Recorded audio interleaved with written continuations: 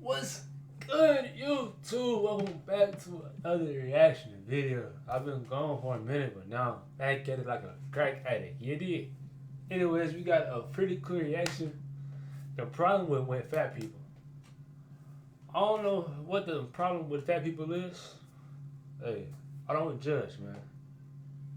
If you fat, you fat. That's on you, not on me. You did. Anyways, make sure to like, comment, subscribe. Check out my other videos. And let's get into this reaction, man. Just because I'm fat, that doesn't invalidate the things that I say. She died. Damn, off rip is crazy. Nah, she died with zero fucks given too. Like, she almost happy she died. Like, do y'all see that sinister smile that she has? Like, she happy she died. You ready to get supersized? She died too. Damn. Heart failure kills body positivity activist at 37. Damn. I guess with the problem with being fat, you're gonna die. Today I got the big Fruit Loop. He's dead. Damn. Join me on my Fat Positive radio show. Which didn't last long because she died. So before you guys start writing your angry comments calling me fat phobic and saying that I'm one of those red pill guys who hates women, get to the end of the video because it's probably not going to be what you think. Or actually it might be. So in recent You are increased risk of heart disease. years, there's been something called the fat acceptance movement. And the goal of this movement has been to advocate for societal change and attitudes towards fat people, along with fighting for equal rights for them in all areas of life. So, as soon as black people get equal rights, they think people can get equal rights for everything, bro. Like, damn. Can't have nothing. For example, advocating for a clothing brand to make bigger sizes that accommodate for fat people. Or trying to change the culture that stigmatizes fat people for going to the gym even though they're trying to change their lives. Like, if you're one of those people at the gym who looks at fat people funny or makes them feel uncomfortable because they might be sweating a little harder or grunting a little harder because they're a little bit bigger, then you're the worst type of human being. You're actually... I don't know. I saw this video, this podcast. Dude, he lost a bunch of weight. He said the reason he lost that weight because they called him a fat bitch. Maybe people need that little push. You never know. A dickhead because you don't know how much effort it actually took that person to get up and try to change their lives. But what I'm here to talk about today is Shorty weighs a ton. I don't know how much effort it actually took that person to get up and try to change. Damn. That's some people's paycheck. Their lives. But what I'm here to talk about today is this new wave of content creators who are not only advocating for obesity, but they're glorifying it. Content creators like this. If promoting obesity is what it takes to make other fat people feel hot. Chat, is y'all taking this down? Yes or no? Me personally.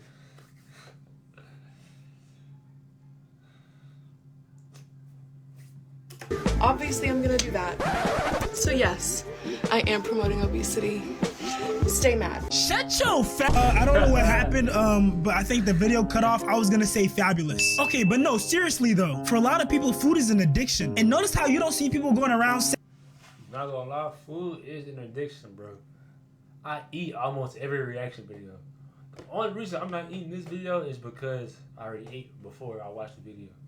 if promoting drug abuse is what's gonna make crackheads feel hot, of course I'm gonna promote drug abuse. But I'm not surprised at all because If promoting drug abuse is gonna make crackheads feel hot, he's gonna promote drug abuse. Niggas will crack anything today. plus size, big bone, big back, whatever else name they have for calling fat people, these fat content creators have started to become delusional. Extra body weight causes, heart problems, diabetes.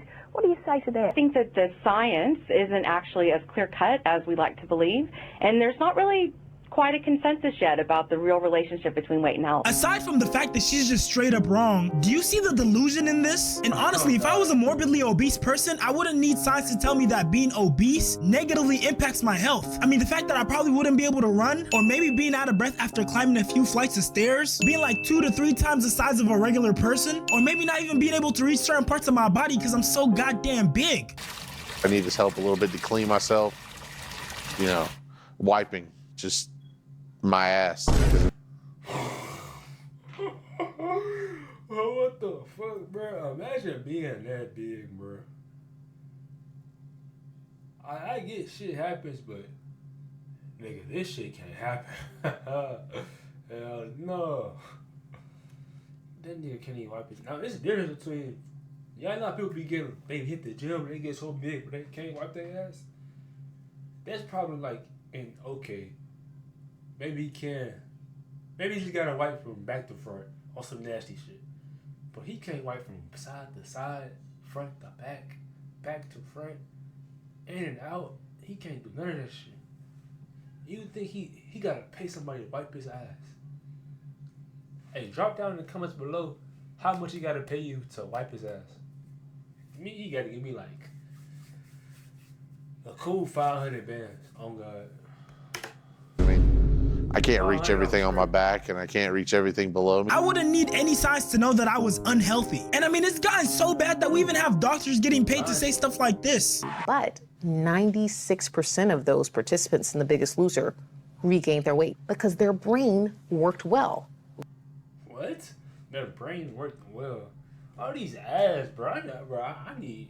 Are you a lonely man with nothing going on? Why not learn how to code? DevSlopes is the only coding academy out there that teaches. Was supposed to bring them back, regain their weight because their brain worked well. Was supposed to bring this loser, regain their weight She like, because what the fuck? And she's like, she's serious, bro. their brain worked well. Was supposed to bring them back to store what they needed or what the brain thinks it needs. So willpower? Throw that out the window. So you're saying that their brain, which, correct me if I'm wrong, usually functions to help us survive, is telling them to get so big that they can barely move or do day-to-day activities? You see how that doesn't make sense? And I know one of you guys is gonna come through trying to make this argument. I disagree because I believe in society. She'd be bad if she was skinny. She looked like that one actress. Hey, drop down the coach, y'all know what I'm talking about. Especially in America, we have this idea that, oh yeah, all fat people ate themselves that way. That they just sit at home and they're lazy and they don't do anything and they ate themselves that way. But she'd be bad if she was skinny. They don't take into account people who have a disease. They don't take into account people who work out and their body is just built that way. Someone, thin or fat, could be addicted to something, could have really high cholesterol or low bone density or too high of a resting heart rate. They might have a chronic illness or other autoimmune disease. Yes, thin people could have type 2 diabetes and high blood pressure. And yeah, tomorrow I might get bit by a spider and turn into Spider-Man. Do you see how we... She right, but she wrong though. I feel like the problem with being fat is that like it increases the risk of having all those things. You're more likely to get those things as if you were in shape like me, you know? I'm just saying. I'm not, hey, God, knock on wood that I don't get that shit, but it could happen. There's a low chance of it happening. That's all I'm saying. weak that argument is. Now, I'm sure there's probably a small population within the fat community that does suffer from these conditions, but I definitely don't think it's the majority. Most people are fat because of their life decisions. Now, I get it. We have women who get pregnant and put on weight. We have people who get depressed and use food as a coping mechanism. And I'm not shaming any of those people. I just want us to operate in reality. These fat content creators are trying to convince us that whether you're fit or morbidly obese, you can still get sick and deal with the same illness. Convince us that whether you're fit or more want us to operate in reality. These fat content. I'm a skinny fat ass, alright? I gotta look at the food. What I eat in a day as a fat person that does a diet or focus on creators are trying to eggs and ketchup burrito. Convince us. She look like she's scared to eat that shit. Any of those people. I just want us to operate in reality. These fat content creators are trying to convince us that whether you're fit. Lettuce wrapped hard boiled eggs with hot sauce. Not gonna lie, that sounds kind of fucking fire. That sounds kind of fire. Or more. This chocolate pudding thing, it was pretty good. It had a strong coconut flavor. obese, you can still get sick and chili cheese spaghetti. I don't know. I just napped too hard. I just needed food. Y'all telling me y'all not finna eat? Ain't gonna lie. I don't know. The noodles look kind of dry. Like y'all see that? Like right there, it look super dry. Super dry, bro. I don't know. deal with the same illnesses. And no one denied that. All we're saying is that you being morbidly obese puts you at a higher risk.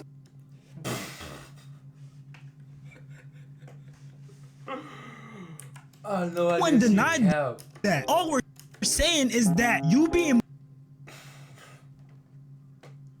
this nigga fat as hell. Morbidly obese puts you that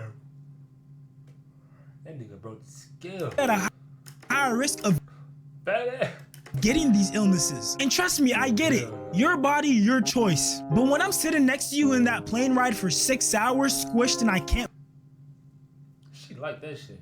Her little freak guy. Move my arms, at that point, I don't know. It just feels like it's starting to affect my choice too. And since we're on the topic of airplanes, we gotta talk about this petition that this fat content creator started. I think every plus. She got 2 C's.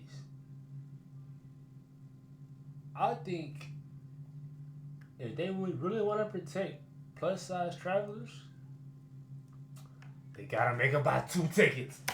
Plus size travelers should get a free second and even third seat on an airplane. I'm on a mission to revolutionize the travel industry and make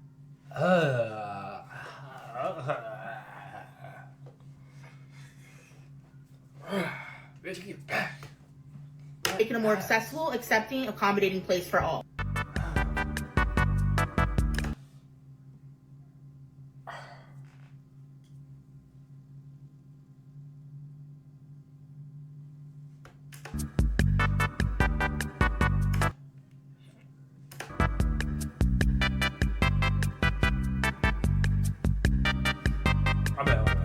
First of all, at the end of the day, an airline is a business. So for you to think that they're gonna give up 2-3 seat spaces up for free, newsflash, buddy, that ain't happening. And I hate how she's so comfortable trying to inconvenience the rest of society due to her poor eating decisions. And honestly, this lady right here might be my least favorite fat content creator. Said to me, well, have you eaten?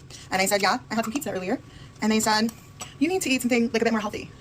Sorry to ruin your groove. Isn't that the worst? What if I told you that there was a way for you to skip ads like this forever? This is dumbest shit ever. An ad about skipping ads. Fuck at my face.